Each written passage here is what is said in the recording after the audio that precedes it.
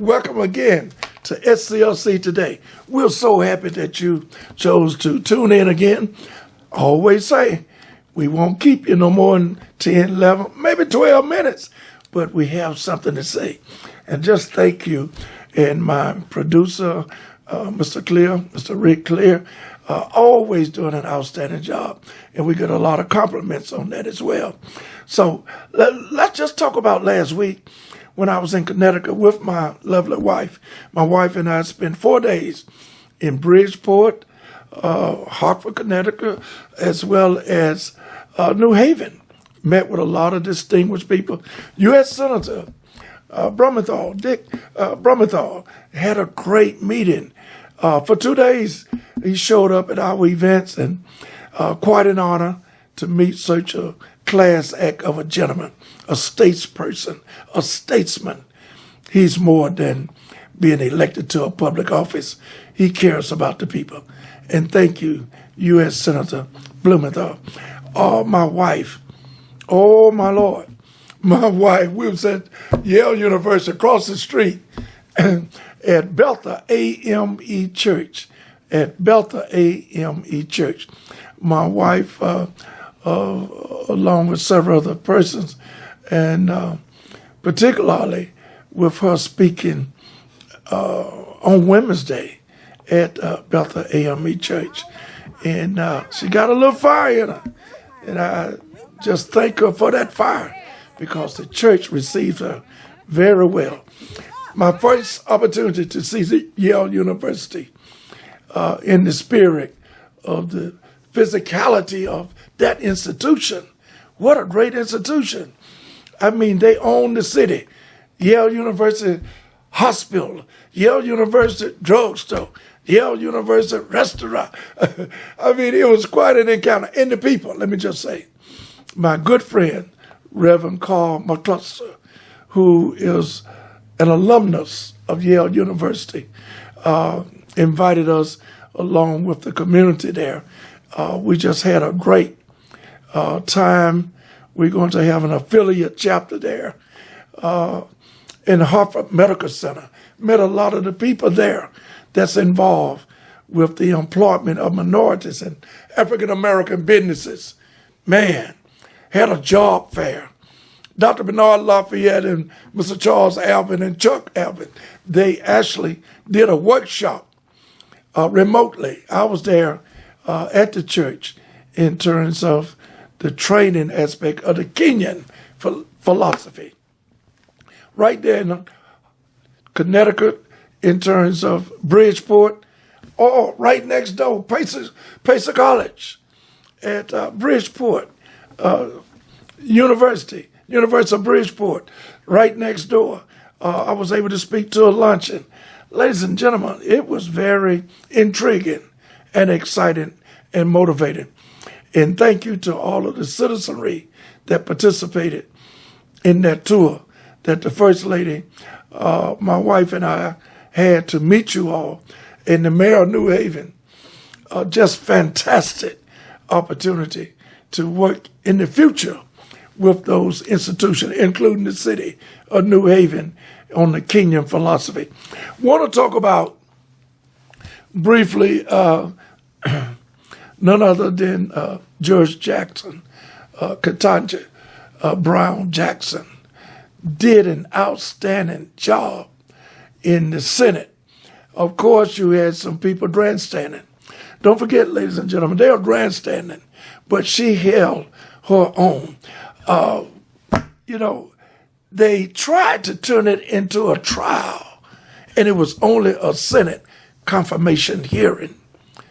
Tried to turn it into a trial, but hey, did Judge Jackson hold her own? Katanji Brown Jackson, great job. You did a fantastic job. It was impeccable in what you did and what you stood for. We thank God for you. African American, for the first time, woman that's going to be confirmed. She will be confirmed. She will be confirmed in terms of the United States Supreme Court. The United States Supreme Court, for the first time, African American woman. Judge Jackson hats off to you. Also, I just want to commend none other than our good friend, U.S. Senator Cory Booker. He's always there for SCLC. Did he show his hand? Did he compliment? And did he put the icing on the cake in terms of his comments in encouraging none other than Judge Jackson, encouraging her that you deserve this. This is your opportunity. You're an African-American woman, and you represented that position very well. And hats off, and all of the compliments, accolades goes to our friend, none other than U.S. Senator Cory Booker. Thanks be to God that we have someone like Senator Booker that will stand for the truth. And we're here to let you know. We appreciate that. Godspeed upon you. We'll see you next week for another SCLC Today. SCLC Today program. My sinus is getting to me. Thank you so much. Godspeed. Judge, Your Honor, it's very good to see you. Forgive me, when you were in my office, you were focused on the hearings and a lot of the substance and had such great questions. I could not stop being just joyous that you were sitting in my office, and I couldn't stop bringing up to you the historical nature of this. Forgive me, I grew up in a small black church where I was taught to make a joyous noise unto the Lord. And this is not a normal day for America. We have never had this moment before.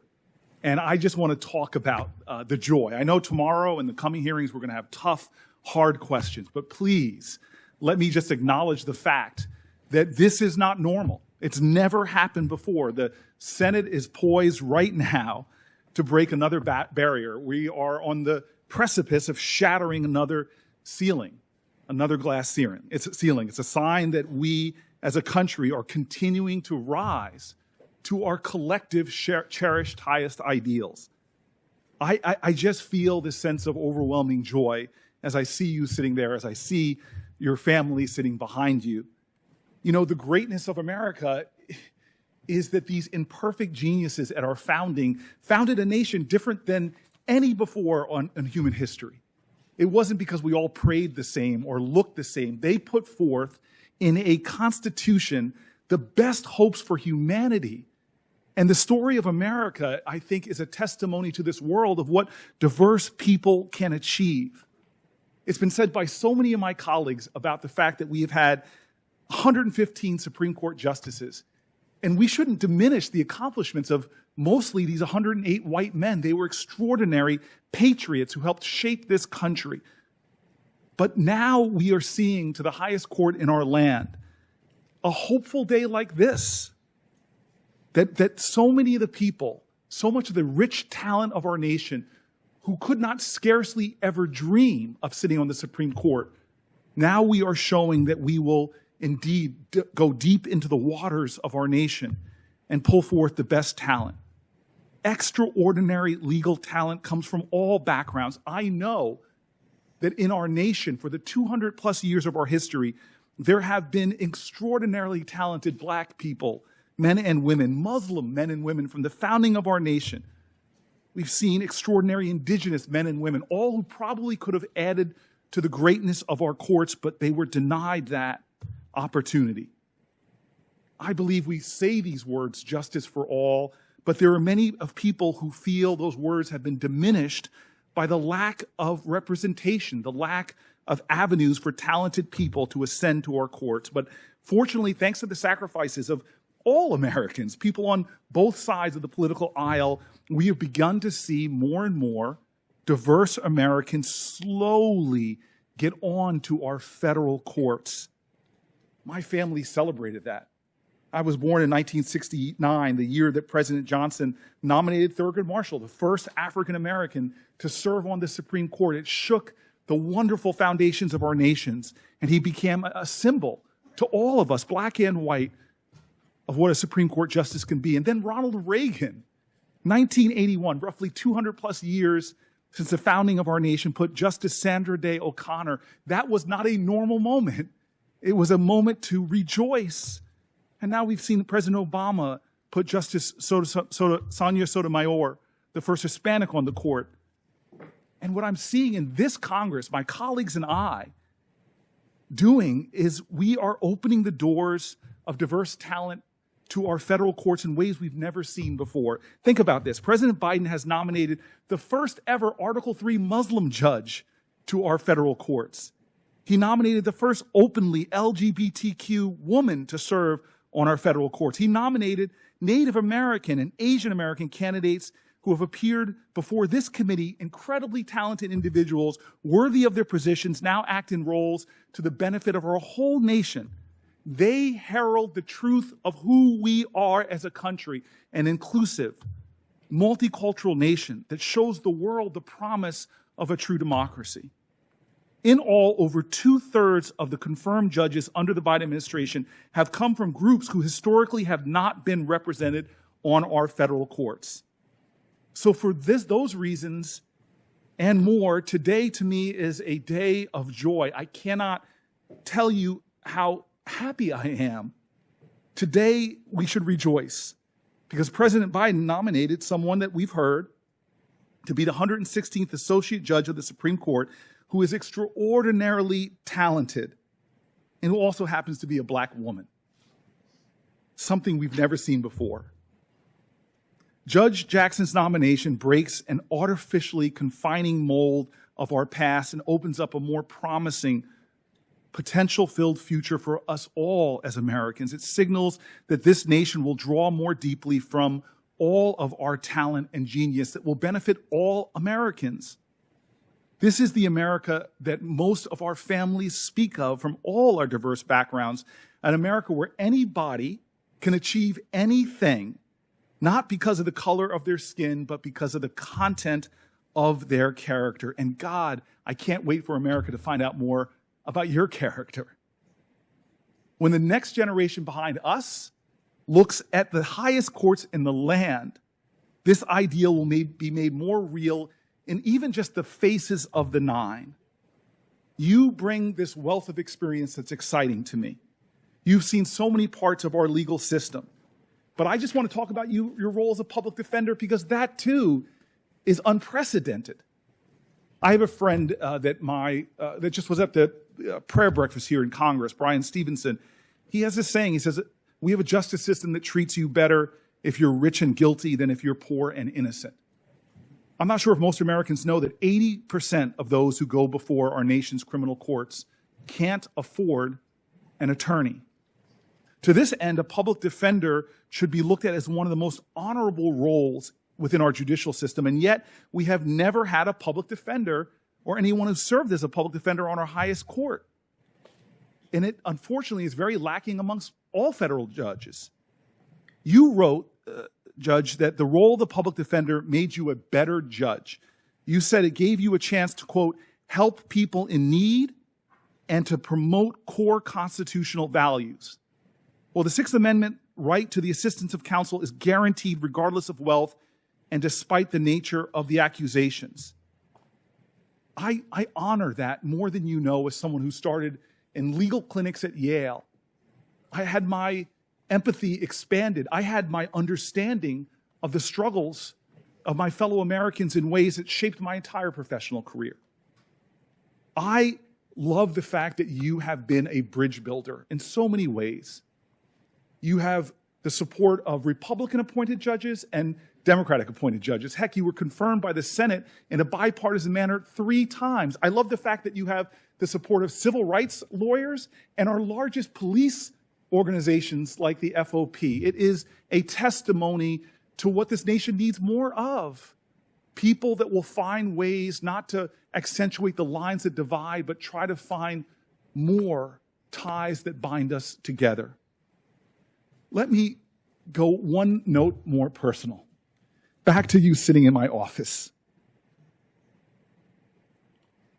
I can't tell you how before our meeting, how many people reached out to me with very emotional moments.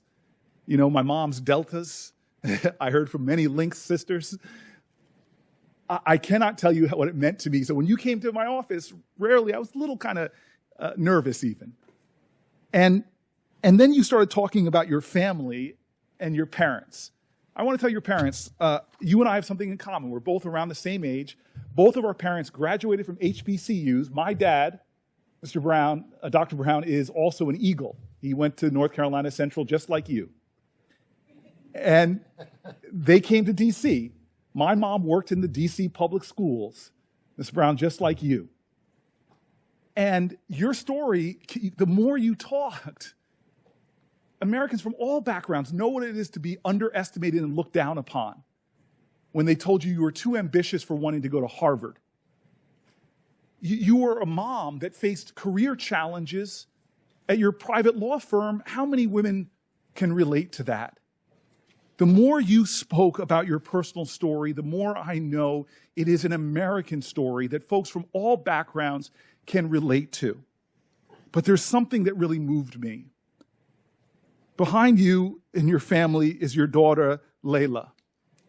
And when she was 11 years old, I love this, she wrote a letter to President Obama urging him to nominate her mother, you, to the United States Supreme Court. Wow. And in that letter, her recommendation put forward that you, Judge Jackson, would be, quote, a great Supreme Court justice.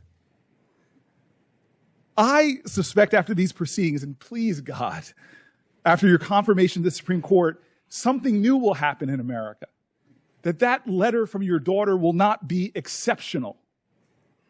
Generations of little young girls and generations of little young boys, no matter who their parents are, will have the audacity to write the President of the United States, whether they're daughters of white parents or black parents or biracial parents or Muslim and Jewish parents, Sikh or Hindu parents. We're going to see a new generation of children talking about their mamas and daring to write to the President of the United States of America that my mom should be on the Supreme Court. Well, I want to tell your daughter right now that dream of hers is so close to being a reality, some tough days ahead, but I think it can happen. And your grandparents' generation, literally this week back in 1965, when my parents were in Washington, D.C., and that week, there was a man named Martin Luther King who began on this day a march from Selma to Montgomery. And when he finally made it on the 25th of March, he talked to people who were losing faith in America that we can be who we say we are. And he says, for those folks, how long will we have to wait? Not long, because the arc of the moral universe is long and it bends towards justice. Well, today, America is witnessing the literal bending of the arc and the conducting of one of the most sacred ideals of this country, justice for all. I think more people at the end of these hearings and after a Senate vote, more people will believe that we can be the nation we say we are when we put our hand on our heart. Indeed, I think you and your family are giving a lot more people faith that we will achieve a nation of liberty and justice for all. Thank you.